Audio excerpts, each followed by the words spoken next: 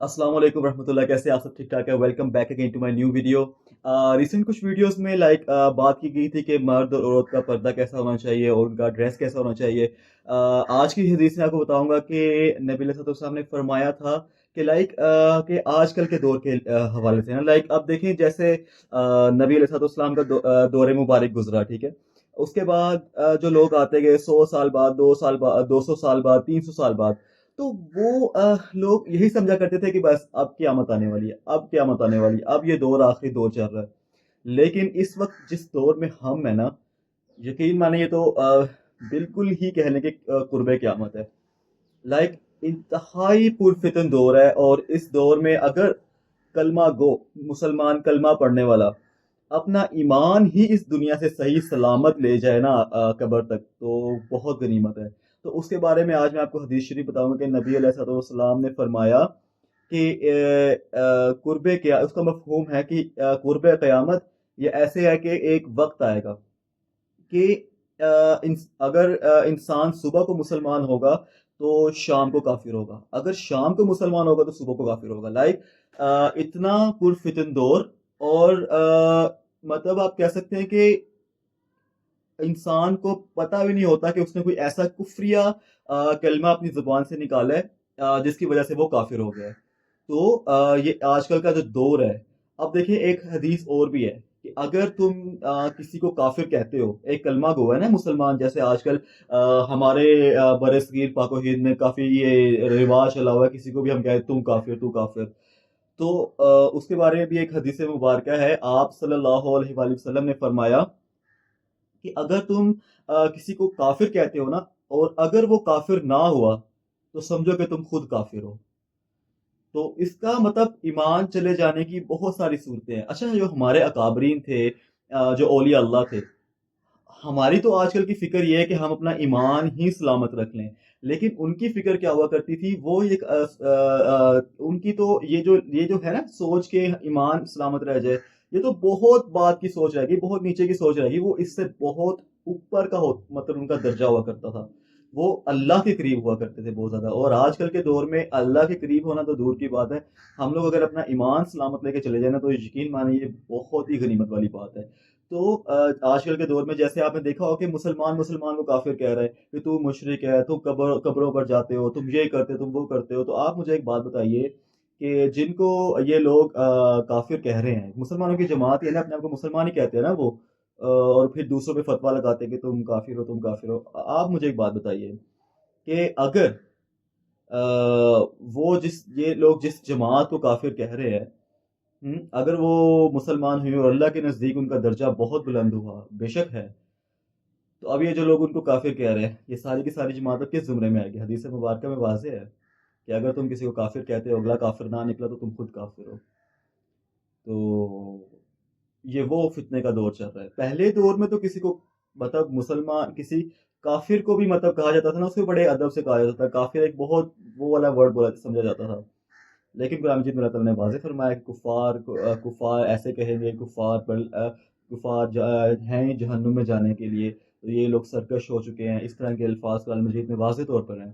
تو کہنے کا ایک مقصد یہ ہے کہ آج کل ہم لوگوں نے مسلمانوں کو بھی کافر کا درجہ دے دیا ہوگا، کہ ہم اپنے مسلمان بہن بھائیوں کو بھی کافر کہہ دیتے ہیں۔ تو بات سمجھنے کی یہ ہے کہ آج کل کے جیسے فتنہ آ رہا ہے نا ہر جگہ، آپ دیکھیں فتنہ کیا ہے۔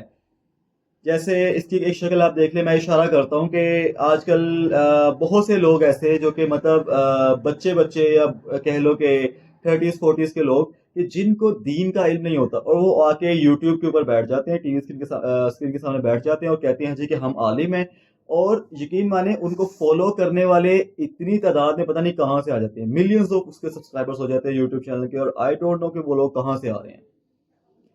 لوگوں نے دین سمجھنے کا معیار ہی رکھ لیا ہوا کہ جو بھی اٹھ کے آ جائے گا ہم اسے سیکھنا شروع کر دیں گے۔ تو یہ معیار نہیں ہونا چاہیے۔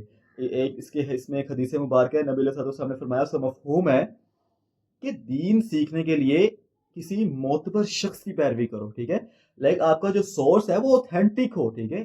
اس پہ کوئی شک و شبہ نہ ہو نا، آپ کو پتا ہو کہ ہاں یہ مستند عالم ہے، اس سے میں سیکھ رہا ہوں دین۔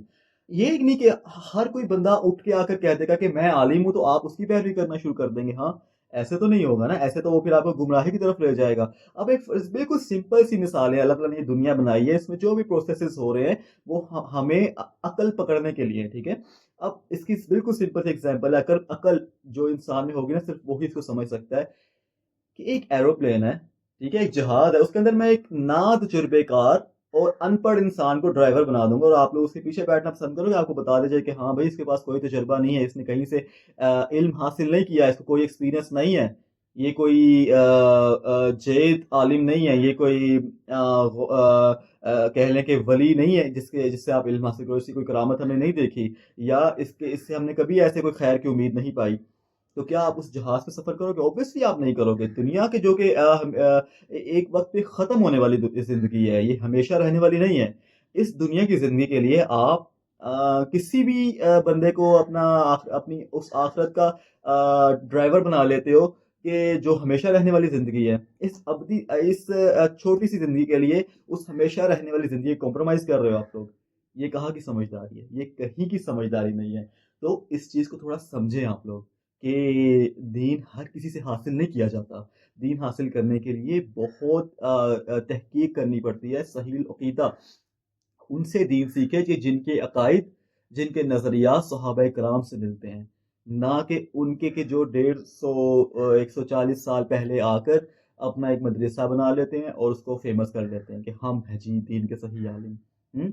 अब इसमें एक सबसे इम्पोर्टेंट मसला जो मैं अगली वीडियो में डिस्कस करूंगा कि अहले सुन्नत व जमात जो कि सहाबा कराम की जमात से चलते आ रहे हैं, उनमें ये जो है ना या रसूलुल्लाह कहने का अकीदा, कि अगर हम पाकिस्तान में बैठे हैं, हम इंडिया में बैठे हैं, हम यूके में बैठे हैं, वहां से कोई मुसलमान अगर अस्सलातु वस्सलामु अलैका या रसूल अल्लाह पुकारता है या कहता है, सलातु वस्सलाम भेजता है इस तरीके से, तो आजकल के कुछ फिरके ऐसे हैं जो कि 150 साल पहले आए और उन्होंने अहले सुन्नत व जमात पर ये इल्जाम लगाने शुरू कर दिया कि तुम लोग शिरक करते हो, जबकि ये तो सहाबा कराम के अकीदे हैं। सहाबा कराम ने जंग यमामा में या मोहम्मद का नारा लगाया था, नबी अलैहिस्सलाम ज़ाहिरी दुनिया से पर्दा फरमा चुके, ठीक है। उसके बाद जब वाक़ई करबला हुआ तो इमाम ज़ैनुल आबिदीन, रिवायात में आता है कि इमाम ज़ैनुल आबिदीन ने मदीना मुनव्वरा शरीफ की जानिब रुख करके फरमाया या रहमतल लिल आलमीन। और भी इससे बहुत सारी दलीलें हैं जो कि मैं नेक्स्ट वीडियो में आपसे बात करूंगा। तो अभी के लिए इतना ही है कि गुमराह लोगों से बचिए और सहाबा कराम की जमात अहले सुन्नत व जमात के साथ मजबूती से जुड़ जाइए।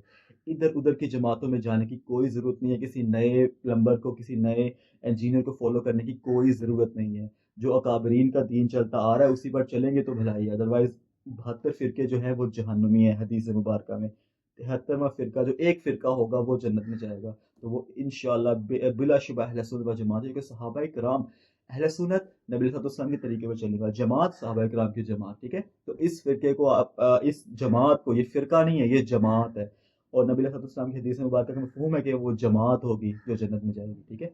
तो इस जमात को आप मजबूती से थाम लीजिए, भटके मत, अपना अपनी अपने आप को जहन्नुम में ले जाने वाले काम मत कीजिए, हर किसी को सुनने के लिए मत दौड़ पड़िए।